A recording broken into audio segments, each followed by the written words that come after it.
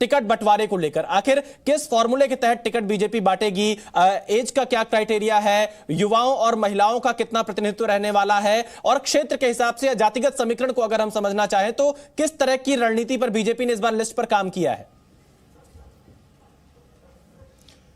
देखिए, जनता की भागीदारी भी इसमें काफी महत्वपूर्ण होगी। नमो ऐप पर आज से नहीं, काफी 6-8 महीना पहले ही जनता से कहा गया था कि वो अपने सांसदों के बारे में डिटेल भेजे कि उसका परफॉर्मेंस कैसा है। इसके अलावा प्रधानमंत्री नरेंद्र मोदी की योजनाओं को जो सांसद हैं या मंत्री हैं अपने क्षेत्र में किस तरह से उतारे हैं, ये क्राइटेरिया लगातार उनको पीएमओ, विशाल आप जानते हो कि पीएमओ लगातार इसका मॉनिटरिंग कर रहा था और रिपोर्ट भी ले रहा था। इसके अलावा गृहमंत्री अमित शाह का अपना सिस्टम है, आप जानते हैं आरएसएस का सिस्टम होता है, सर्वेक्षण होता है। इन सब पर जो खरा उतरेगा उसी को पहला चीज। दूसरा है कि 75 साल पहले ही से तय है, हालांकि इसमें कुछ अपवाद होते हैं, जैसा कि बीएस अदुरप्पा हुए थे, ऐसे एक आध अपवाद होंगे, लेकिन 75 साल की इसमें एक कैप है पहले से।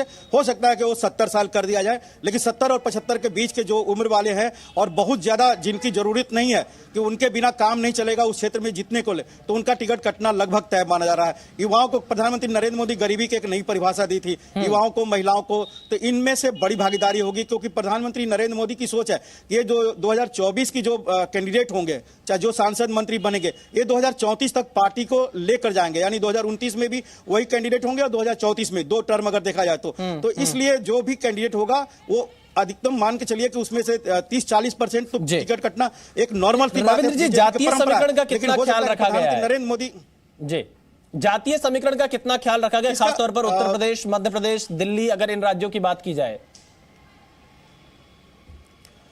विशाल, केवल इन्हीं राज्यों के नहीं, पश्चिम बंगाल में भी गृहमंत्री अमित शाह ने देखा किस तरह से माइक्रो मैनेजमेंट करते हैं वहां के जातीय समीकरण को। तो जातीय समीकरण बहुत हावी होता है, बहुत जरूरी है बीजेपी के जो चुनावी रणनीति होती है, चाहे विधानसभा हो या फिर लोकसभा, तो एक बहुत बड़ा अहम फैक्टर होता है जातीय समीकरण। लेकिन जातीय समीकरण के साथ साथ जो बाकी फैक्टर है उसमें एड ऑन करता है तो वही कैंडिडेट होता है। अब जातीय समीकरण पे एक उदाहरण के तौर संजीव बालियान है, वहां पर जातीय समीकरण में हो सकता है जाट कोई और भी आए, लेकिन उनका अपना परफॉर्मेंस अगर वहां न जोड़ा जाए तो दूसरा कैंडिडेट जितना मुश्किल हो सकता है। एक उदाहरण के तौर पर हो सकता है कि पार्टी क्या सोचती नहीं कह सकता, लेकिन इस तरह के जातीय समीकरण प्लस बाकी जो क्राइटेरिया बताया गया, इन सबके अब मिलाकर ही कोई ना कोई कैंडिडेट बनता है। देखिए, बिल्कुल आपने सही कहा रविंद्र, क्योंकि बहुत सारे फैक्टर पर बीजेपी ने पिछले 5 सालों में काम किया है। खासतौर पर जो 2 साल रहे हैं उसमें तमाम ऐसे सर्वे किए हैं अलग अलग राज्यों में। गृह मंत्री अमित शाह के पास तमाम सर्वे की रिपोर्ट गई, पीएमओ ने भी अपने हिसाब से, जो प्रधानमंत्री अपने लेवल पर जो जिस तरह से नमो ऐप का जिक्र किया, ऐसे माध्यम से भी तमाम सर्वे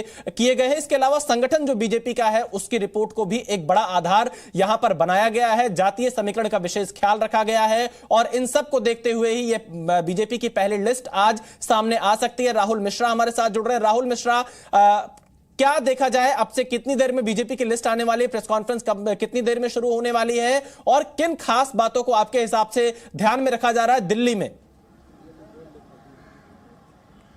देखिए, तकरीबन ये माना जाए तो 15 से 20 मिनट में अभी ये प्रेस कॉन्फ्रेंस शुरू होगी। और दिल्ली की यदि खास तौर पे बात किया जाए तो दिल्ली में तमाम जो फैक्टर्स हैं कि आखिर में किस तरीके का, क्योंकि जो भी यदि सांसद कैंडिडेट को यदि चुना जाएगा तो कैंडिडेट का आखिर में जनता के बीच में किस तरीके की अपील रही थी, जनता उनको किस तरीके, क्योंकि तमाम सर्वे किए गए हैं, चाहे वो नमो ऐप के जरिए किया गया है, 1-to-1 सर्वे किया गया है, संगठन के जरिए सर्वे किया गया है, या कार्यकर्ताओं के जरिए फीडबैक वो वहाँ पे लिया गया है, या जो पर्टिकुलर कोई भी सांसद है उस सांसद की छवि किस तरीके की जनता के बीच में है, वो सारे फैक्टर्स हैं जिनको कि यहाँ पर कंसीडर करते हुए ही यहाँ पर। राहुल मिश्रा, मैं जल्दी से जानना चाहूंगा दिल्ली के कुछ संभावित चेहरों के नाम अगर आप बता सकिए जिनके टिकट कट रहे हो और जिन्हें टिकट मिल सकता है।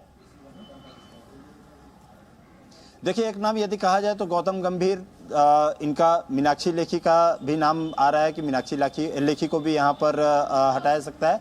लेकिन बीजेपी में संभावनाएं और बीजेपी में परसेप्शन पे जो है कहीं पे भी आप वो नहीं कर सकते कि आखिर में किसके नाम को यहाँ पर आगे बढ़ाया जा रहा है, कौन यहाँ पर आ रहा है। यहाँ जो अंतिम पंक्ति में खड़ा रहता है वो आप देखा ही होगा आपने कि जब तमाम जगह पे इलेक्शन हुआ, विधानसभा का चुनाव हुआ, सारे आंकलन धरे के धरे रह गए। जब वहां पर मुख्यमंत्री के कैंडिडेट को जब रखा बनाया गया। बिल्कुल बिल्कुल, देखिए तो लिस्ट का इंतजार करना होगा राहुल। और अगर हम उत्तर प्रदेश की बात करें तो उत्तर प्रदेश में जहां 80 लोकसभा सीटें आती हैं, आज सबसे ज्यादा निगाहें यूपी पर लोगों की टिकी हुई है, क्योंकि जो पिछली सीईसी की बैठक हुई थी उसमें लगभग 50 सीटों पर नाम तय किए गए। अब देखना यह होगा कि तय किए गए 50 सीटों में से कितने सीटों पर बीजेपी आज प्रत्याशियों के नाम का ऐलान करती है, क्योंकि यूपी से ही नरेंद्र मोदी सांसद हैं, वाराणसी से देश के प्रधानमंत्री हैं, रक्षा मंत्री राजनाथ सिंह की लखनऊ सीट आती है। इसके अलावा कई बड़े हाई प्रोफाइल चेहरे, चाहे हम अमेठी की बात करें, स्मृति ईरानी के नाम की भी घोषणा होने की आज ही संभावना है पहले लिस्ट में। इसके अलावा